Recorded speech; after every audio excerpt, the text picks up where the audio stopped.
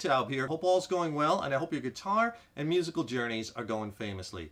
Today I have a little lesson on how to make noodling more productive. You know, we all spend a lot of time just kind of sitting there with the guitar and, you know, just noodling around, messing around, trying to come up with licks, and it's fun, right? It's enjoyable just to sit there and not have to think too much and just kind of play, right? Well, wouldn't it be great if we can kind of turn that noodling into a more productive tool? Not to where we have to consciously like study, right? Because we're kind of taking a break from that when we're noodling.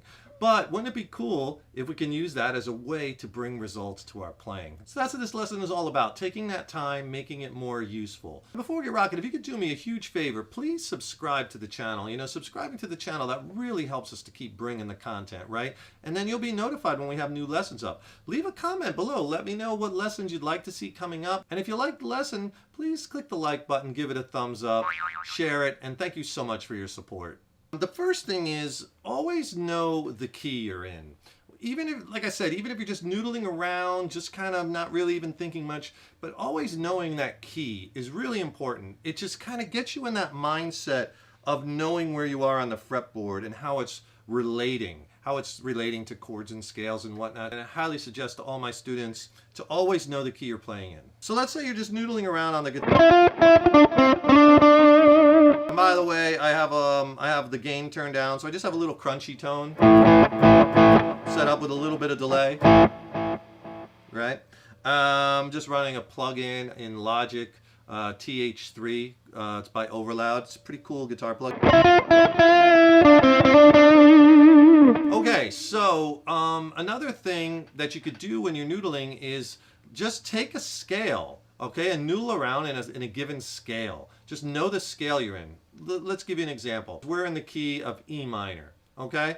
And so when you're noodling, noodle within a scale. So let's say you know an E natural minor scale. For example, let's use this one off of the E note root. This is movable, but played off of the root note 7th fret, that E note on the A string.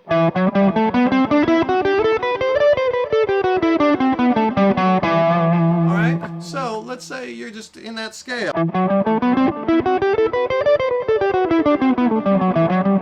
Just going up and down the scale is good to get the scale under your fingers, to get to know it. But once you know it, you know, that's not musical, and you would never play licks like that, right?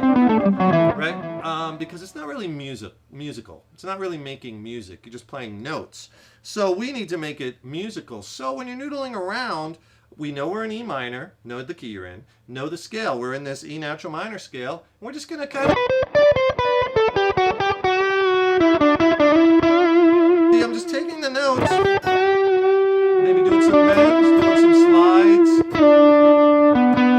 and I'm noodling around. I'm not really thinking about it too much, but I'm listening for something that I really like. Like I like that half-step bend to the root note, right? And that's the other thing I was going to tell you is always know the scale, but know where the root notes are in the scale, because that's where you're going to be resolving a lot of your licks to. So you have an E here, another one here, another one up here on the high E, whole step away.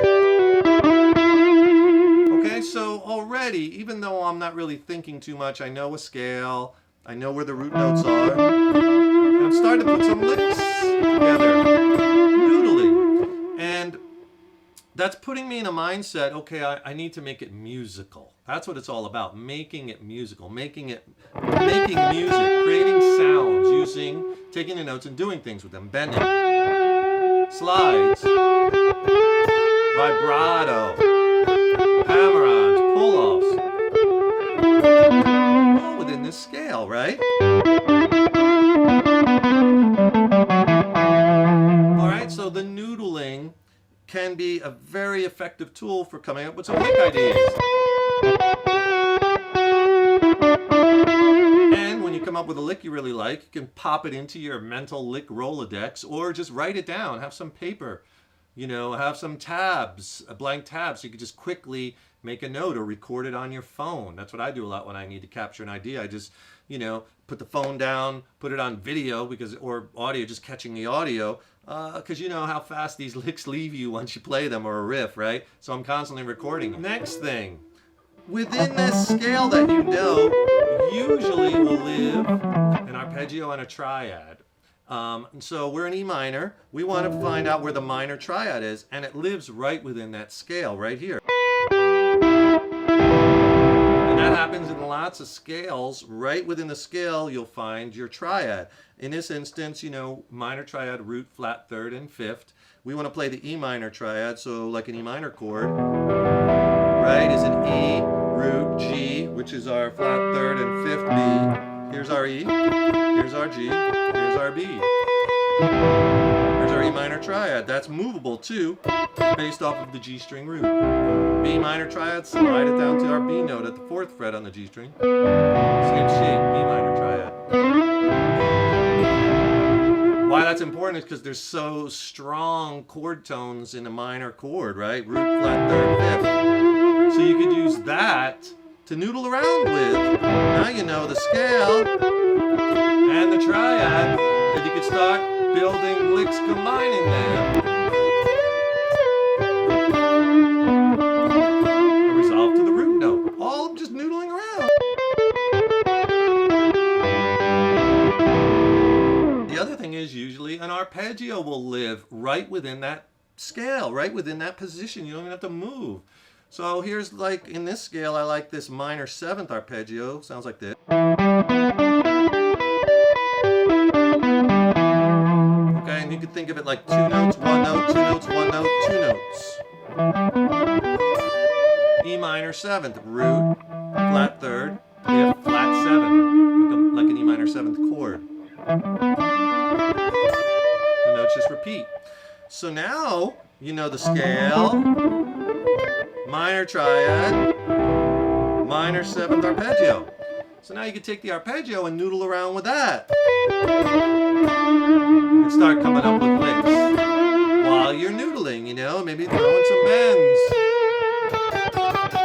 There's that half step into the triad. There's the arpeggio. There's a piece of it. And now all these licks are coming into my head, and I'm just noodling around, but I'm noodling in a way where there's some structure to it. I'm working through a scale. Because much like, and all an arpeggio is just the notes of a chord played separately. We're just taking an E minor 7th chord and playing the notes one at a time. And much like I wouldn't just play the scale all the notes up and back, I wouldn't really play the arpeggio up and back, because good arpeggio playing kind of mixes the notes of the arpeggio in with the scale notes, right? So you can play the arpeggio, mix it up with the licks, and our triad. And now you're starting to make some music, right?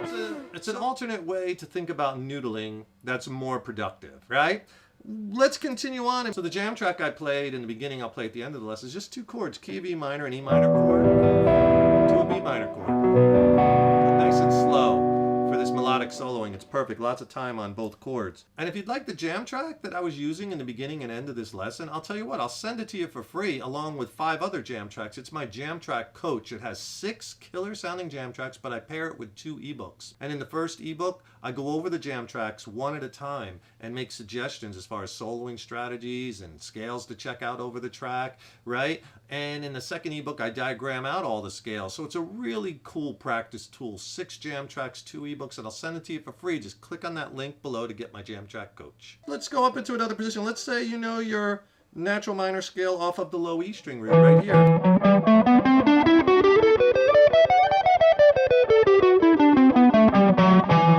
So take that and start messing around with those notes as you're noodling. Oh, I like that little repeated riff.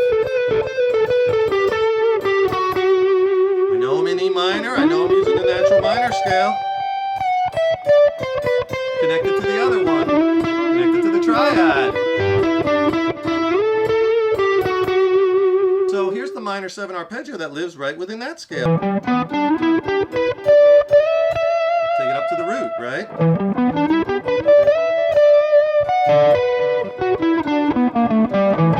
I went down the blues scale that time. So let's say you're just using minor pentatonic and blues. That's fine. You can noodle with that. Here's E, minor pentatonic and blues.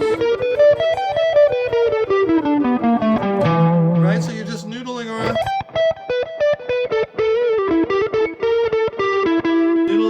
there with your blues licks. Resolving to your ease. And then maybe you could add in that arpeggio.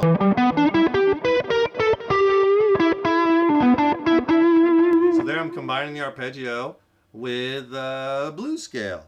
The natural minor scale, you can start noodling there. Combine it with your pentatonic licks. I like that F sharp note. Right, so we're noodling in a productive way. You could attach the arpeggio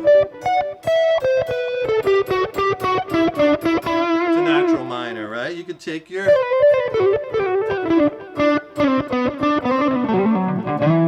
our legato licks. We're just going right up the scale legato. Next position of the scale. And I'm just kind of noodling around, but again, I know I'm in E minor. I know I'm using E natural minor. And I'm just coming up with different little musical phrases that I could remember. Just noodling around. I'm just making this up as I'm going along. All stuff that's going to be musical and not just playing scales up and down, arpeggios up and down. Because just playing arpeggios up and down, that's not melodic. Technique on its own is not melodic, right? We have to take the notes, do interesting things with them, make them sound musical, all right? And then put it over a jam track, right? At the beginning you heard me playing a lot of these kind of style licks over just that E minor to B minor jam track. Slow moving chords, like in this example, are great, wide open, so you could really weave a solo, and that's a great kind of jam track to use for these different little practice exercises. You don't want a real complex jam track with tons and tons of chord changes and complex chords, because that really limits your soloing options. You want it wide open, lots of space, so you could really work the notes, right, as you're getting to know the fretboard and working on that fretboard vision. I hope this lesson helps you along in your practice journey and you're making the most effective use of your time. Have fun with it. Don't forget, subscribe to the channel, right? That really helps me to keep bringing the content, as well as then you'll be notified when we have new lessons up. And to get the jam track that I use at the beginning and the end of this lesson, which is perfect for this kind of thing that we're talking about, click on the link below and I'll send you my jam track coach. Has this jam track and 5 more, 6 killer tracks and 2 ebooks, soloing strategies, scale diagrams, packed. Send it to you for free. Just click on the link below. And if you got a second, I just dropped a new record with my original band, Mind Cell. We're based out of San Diego. I think it's a slammin' record, some of the best music I've ever written. I would love for you to check it out, and I would love to get your feedback and insights on the songs, or if you have any questions about the gear I use, or the production, or the studio production, I would love to hear from you. I'll put links to it below. It's streaming on all the platforms. You get the digital record, you get the CD. Check it out if you have some time, and I would love to hear from you.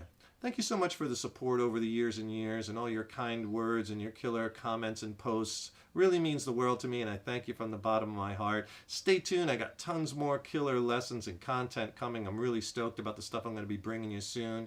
Keep putting that guitar in your hands every day. Keep having fun with it. And remember, your guitar playing is an evolution. Take care and rock on.